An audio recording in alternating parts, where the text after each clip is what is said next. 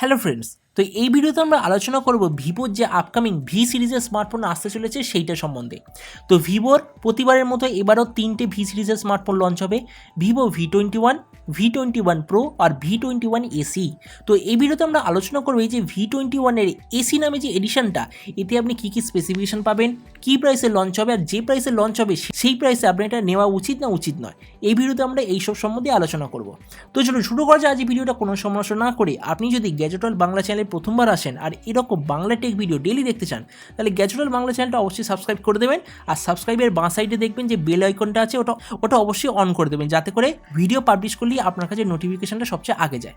তো চলুন শুরু করা যায় আজ এই ভিডিওটা। তো প্রথম আমরা আলোচনা করবো এই যে ভিভো V21 সিরিজের ডিজাইনটা কেমন হবে। যেমন আপনি ভিডিও থাম্বনেলে দেখতে পাচ্ছেন, এটাই হবে এই ভিভো V21 এর এবারের ডিজাইন।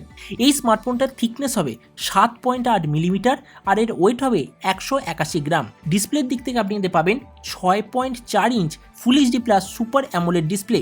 এর স্ক্রিন টু বডি রেশিও হবে অলমোস্ট 91%-এর আশেপাশে, কিন্তু এতে আপনি কোনো হাই রিফ্রেশ রেট পাবেন না, নর্মাল 60 হার্জ রিফ্রেশ রেট হবে। কিন্তু ডিসপ্লে প্রোটেকশনটা গোরিলা গ্লাস 3 অথবা গোরিলা গ্লাস 5 হবে। প্রসেসরের দিক থেকে আপনি এতে পাবেন স্ন্যাপড্রাগন 720G প্রসেসর, যেটা অবভিয়াসলি প্রাইসের হিসাবে তো খুবই পুরনো প্রসেসর। কিন্তু এই স্মার্টফোনটার যে মেন স্পেসিফিকেশন সেটা হলো এর ক্যামেরা। এবার দেখুন, বাকি কোম্পানির মতো এতে আপনি 108, 200 এইসব মেগাপিক্সেল ক্যামেরা পাবেন না।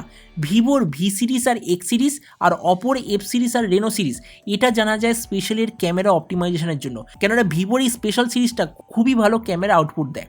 তো এবার এতে থাকবে 64, 8 আর 2 মেগাপিক্সেলের ব্যাক ক্যামেরা, তার সঙ্গে 44 মেগাপিক্সেলের ফ্রন্ট ক্যামেরা। এই স্মার্টফোনটা দুটো ভেরিয়েন্টই ইন্ডিয়াতে লঞ্চ হবে, 6 128GB আর 8 128GB। র্যামের কোয়ালিটিটা হবে LPDDR4X আর মেমোরি কোয়ালিটিটা হবে UFS 2.1 অথবা 2.2, আর তার সঙ্গে আপনি SD কার্ডেরও ফিচার পাবেন। ব্যাটারির দিক থেকে আপনি পাবেন 4300 mAh ব্যাটারি, তার সঙ্গে 33 ওয়াটের ফাস্ট চার্জ, আর এর যে কানেক্টিভিটি সেটা হবে USB Type-C। আর এটা ছাড়াও এতে আপনি পাবেন in display fingerprint sensor, 3.5mm jack, আর এই প্রাইস রেঞ্জে একটা স্মার্টফোনের যা যা ফিচার থাকে সব কিছু এতে আপনি পাবেন। তো এবার সবচেয়ে মেন জিনিস, কবে লঞ্চ হবে, কি প্রাইসে লঞ্চ হবে। বলা হচ্ছে যে এই মাস মানে এপ্রিল মাসের লাস্টেই এই স্মার্টফোনটা অফিসিয়ালি লঞ্চ হয়ে যাবে। আর এই স্মার্টফোনটার প্রাইস ইন্ডিয়াতে হবে বলা হচ্ছে যে 17,000 টাকার আশেপাশে। তো এবার দেখুন, ভিডিওর লাস্টে আমি আমার নিজের ওপিনিয়ন দিচ্ছি।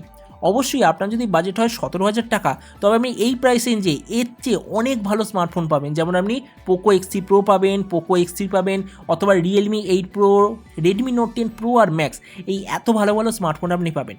কিন্তু যেমন আমি আপনাকে বলেছি, ভিভোর ভি সিরিজের স্মার্টফোনের এই ইন্টারনাল স্পেসিফিকেশন অত ভালো হয় না, কিন্তু ক্যামেরা অপটিমাইজেশনটা খুবই দারুণ কোয়ালিটির হয়। তো ওই জন্যই আপনার যদি বাজেট থাকে 17 থেকে 20,000 টাকার মধ্যে, এমন কোনো স্মার্টফোন যেটা আপনাকে সবচেয়ে ভালো ক্যামেরা আউটপুট দেবে ফটোগ্রাফি আর ভিডিওগ্রাফি দুটো দিক থেকে, তবেই আপনার এই ভিভো V21 এসিটা নেওয়া উচিত।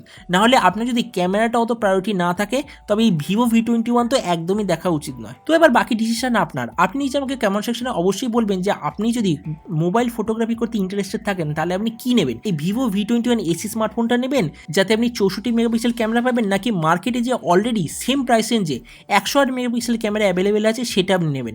এটা সম্বন্ধে নিচে কমেন্ট সেকশনে বলতে একদমই ভুলবেন না। তো চলুন দেখা হবে আগামীকালে এরকম একটা টেক ভিডিওতে।